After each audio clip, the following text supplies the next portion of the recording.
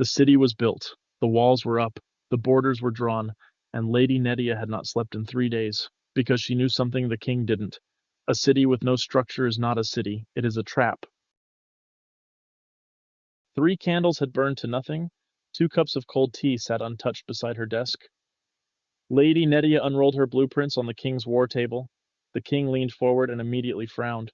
She had drawn 2 districts, completely separate, inside the same city.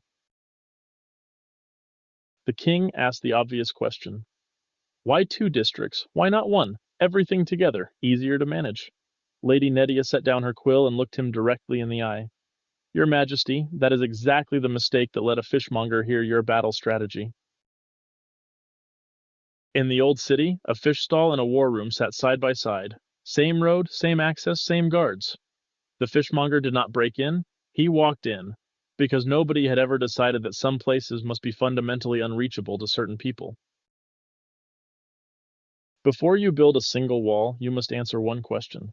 Which parts of this city need to talk to the outside world to function? And which parts would be destroyed if the outside world could ever reach them?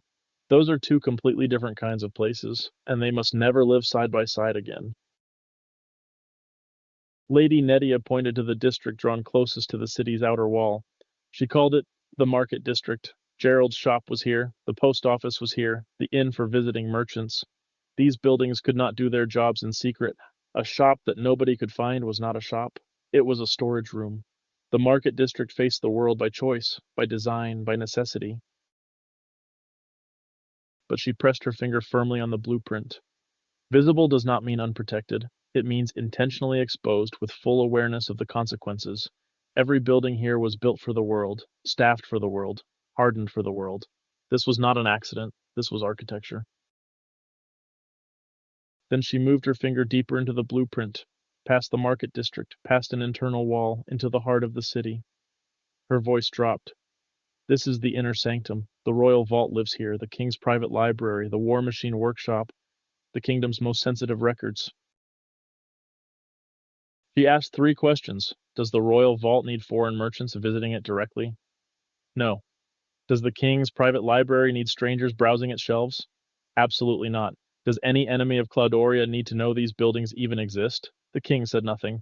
The answer was obvious. Then they don't need a road connecting them to the outside world. So I haven't drawn one. She let that land for a moment.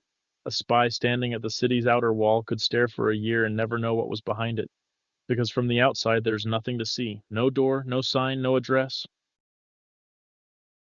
The king leaned back, a slow smile spreading across his face. So the database is protected not by an elaborate lock, but simply by the fact that it has no public door. Lady Nettia nodded. The best defense against someone walking through a door is not having a door. Then the king had another thought. If the Inner Sanctum is so safe, why not put everything there? Gerald's shop, the post office, all of it, deep inside where nobody can reach. Lady Nettia had been waiting for exactly this question. Because then they couldn't do their jobs. If Gerald's shop is in the Inner Sanctum, how does a customer from outside the city buy anything? They can't reach him. He has no business. If the post office is in the Inner Sanctum, how does a letter from a foreign king arrive? It can't. The city becomes deaf to the entire world. Some things must face the world to function.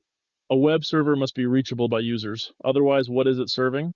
Some things must never face the world. A database full of private records has no reason to accept a connection from a stranger in a foreign country.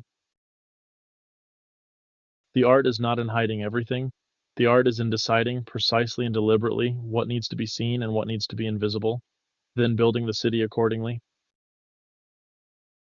From that day forward, every architect in Cloudoria was trained on Lady Nettia's first principle. Before you build anything, ask one question. Does this resource need to be reached by the outside world to do its job? If yes, Market District. If no, Inner Sanctum. There is no third option. In the real world of AWS, the Market District is called a public subnet.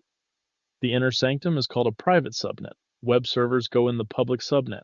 Databases go in the private subnet. Load balancers go in the public subnet. Application servers processing private data go in the private subnet. The rule is the same whether you are building a kingdom or a cloud architecture. And here's the truth that most people miss. A private subnet is not protected by a special setting. There is no magic flag, no private mode button. A subnet is private simply because there is no road sign pointing to the outside gate. No route, no door, no way in. That absence is the protection. The districts were planned, the city made sense on paper, but then Gerald raised his hand with an uncomfortable question. The market district is supposed to face the outside world, but right now there's no gate, no road, no connection. How does anyone actually get to my shop? Lady Nettia smiled and reached for a fresh sheet of parchment. That, she said, is what we build next. Episode 3, The Great Gate,